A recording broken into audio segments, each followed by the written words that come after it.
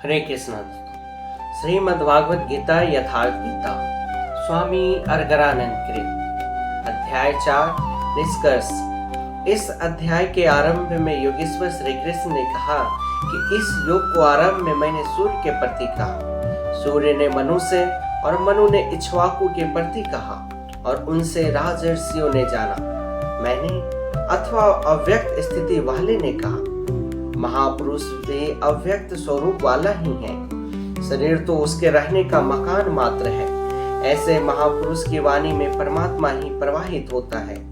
ऐसे किसी महापुरुष से योग सूर्य द्वारा संचारित होता है। उस परम प्रकाश रूप का प्रसार सूर्य के अंतराल में होता है, इसलिए सूर्य के प्रति कहा। श्वास में संचारित होकर वे संस्कार रूप में आ गए। सूरा में संचित रहने पर समय आने पर वही मन में संकल्प बनकर आ जाता है। उसकी महत्ता समझने पर मन में उस वाक्य के प्रति इच्छा जागृति होती है और योग कार्य रूप ले लेता है। क्रमशः उत्थान करते करते यह योग रिद्धियों सिद्धियों की राजर्षित्व श्रेणी तक पहुंचने पर स्पर्श होने की स्थिति में जा पहुंचता है। किंतु जो प्रिय भक्त है, अनन्य सखा है, उसे महापुरुष ही संभाल लेते हैं। अर्जुन के प्रश्न करने पर कि आपका जन्म तो अब हुआ है, योगेश्वर श्री कृष्ण ने बताया, अव्यक्त अविनाशी अजन्मा और संपूर्ण भूतों में प्रवाहित होने पर भी आत्म माया योग क्रिया द्वारा अपनी त्रिगुणमयी प्रकृति को बस में करके मैं प्रकट होता हूँ। प्रकट होकर करते क्या है? साध्य वस्तुओं को परित्राण करने देने तथा जिनसे दूषित उत्पन्न होते हैं उनका विनाश करने के लिए, परम धर्म परमात्मा को स्थिर करने के लिए मैं आरंभ से पूर्ति पर्यंत पैदा होता हूँ। मेरा वह जन्म और कर्म दिव्य है, उसे केवल तत्वदर्शी ही जान पाते हैं। भगवान का आविर्भाव तो कलयुग की अवस्था से ही हो जाता है, यदि सच्ची लगन हो।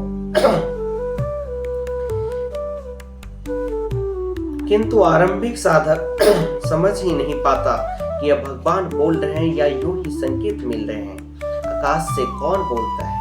महाराज जी बताते थे कि जब भगवान कृपा करते हैं, आत्मा से रथी हो जाते हैं, तो खंभे से, वृक्ष से, पत्ते से, शून्य से, हर स्थान से बोलते हैं और संभालते हैं।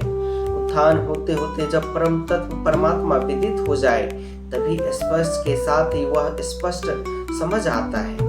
इसलिए अर्जुन, मेरे उस स्वरूप को तत्वदर्शियों ने देखा और मुझे जानकर वे तत्क्षण मुझ में ही प्रविष्ट हो जाते हैं, जहां से पुनः आवागमन में नहीं आते।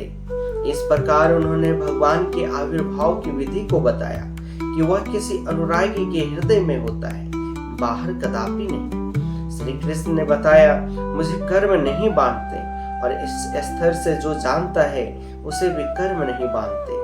यही समझकर मुमुक्षु पुरुषों ने कर्म का आरंभ किया था कि उस स्तर से जानेंगे तो जैसे श्री कृष्ण वैसा ही उस स्तर से जानने वाला वह पुरुष, और जान लेने पर वैसा ही वह मुमुक्षु अर्जुन। यह उपलब्धि निश्चित है। यदि यज्ञ किया जाए, यज्ञ का स्वरूप बताया जाए, यज्ञ का परिणाम परम तत्व परम शांति बताया, इस ज्ञान को पाया कहाँ जाए? इस पर किसी तत्वदर्शी के पास जाने और उन्हीं विधियों से पेश आने को कहा, जिससे वे महापुरुष के अनुकूल हो जाए। योगेश्वर ने स्पष्ट किया कि वह ज्ञान तो स्वयं आचरण करके पाएगा, दूसरे के आचरण से तुझे नहीं मिलेगा। वह भी योग की सिद्धि के काल में प्राप्त होगा, प्रारंभ में नहीं। वह ज्ञान अर्थात साक्षात्कार हृदय देश में होगा, बाहर नहीं। श्रद्धालु, तत्पर, संयतेंद्रिय एवं संशय रहित पुरुष उसे प्राप्त करता है। अतः हृदय में स्थित अपने संशय को वैराग्य की तलवार से काट। यह हृदय देश की लड़ाई है। बाह्य युद्ध से हितोक्त युद्ध का कोई प्रयोजन नहीं है। इस अध्याय में योगेश्वर श्री कृष्ण ने मुख्य रूप से यज्ञ का स्वरूप स्पष्ट किया और बताया कि यज्ञ जिससे पूरा होते उसे करने कार्य प्रणाली का नाम कर्म है। कर्म को भली प्रकार इसी अध्याय में स्पष्ट किया।